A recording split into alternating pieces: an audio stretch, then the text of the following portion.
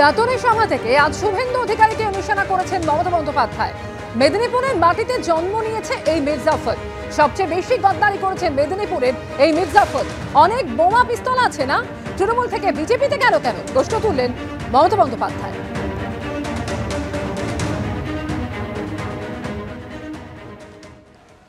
অনেক বোমা আছে না, অনেক পিস্তল আছে, তৃণমূল থেকে বিজেপিতে গেল কেন? টাকা রক্ষা করতে হবে না, নাহলে ইডি ধরবে, সিবিআই ধরবে, ইনকাম ট্যাক্স ধরবে, এনআইএ ধরবে। তাই নিজেকে বাঁচানোর জন্য আজকে মনে রাখবেন, সবচেয়ে বেশি গদ্দারি যে করেছে সে আপনাদের মিদনাপুরে জন্ম নিয়েছিল মির্জাফর।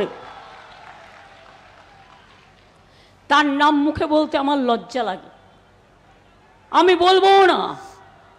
গদ্দারদের একটা সংজ্ঞা আছে, যারা সব সংজ্ঞাকে ছাড়িয়ে যায়।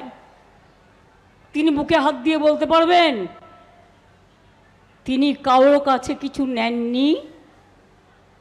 তিনি বলতে পারবেন কতজন তার হাত দিয়ে পেয়েছে? তিনি বলতে পারবেন পুরুলিয়ার লোকেরা রাস্তায় কেন বসেছিল? কারণ সেই সিটটাও মেদিনীপুরে কাউকে কাউকে বিক্রি করে দেওয়া হয়েছিল। আমি যখন শুনেছিলাম আমি বললাম ঠিক আছে, মেদিনীপুর পেয়েছে ভালো, আমি আপত্তি করছি না, কিন্তু পুরুলিয়ার লোকেরা যাতে ডিপ্রাইভ না হয় সেটা আমাদের দেখার দরকার।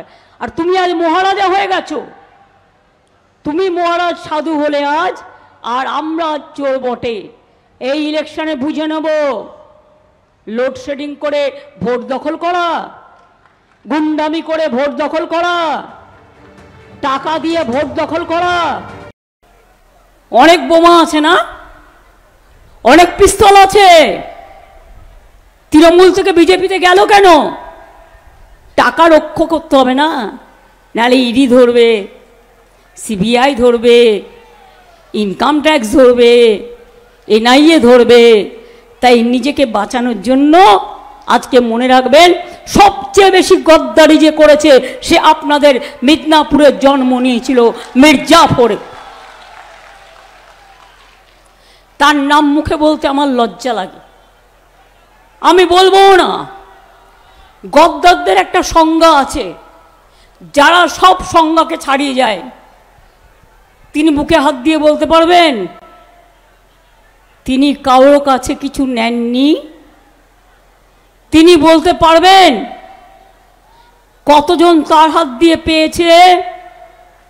তিনি বলতে পারবেন পুরুলিয়ার লোকেরা রাস্তায় কেন বসেছিল? কারণ সেই সিটটাও মেদিনীপুরে কাউকে কাউকে বিক্রি করে দেওয়া হয়েছিল।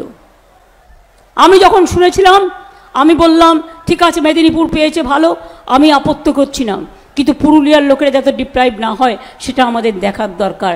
আর তুমি আজ মহারাজা হয়ে গেছো, তুমি মহারাজ সাধু হলে আজ, আর আমরা চোর বটে। এই ইলেকশনে বুঝে নেব, লোডশেডিং করে ভোট দখল করা, গুন্ডামি করে ভোট দখল করা, টাকা দিয়ে ভোট দখল করা,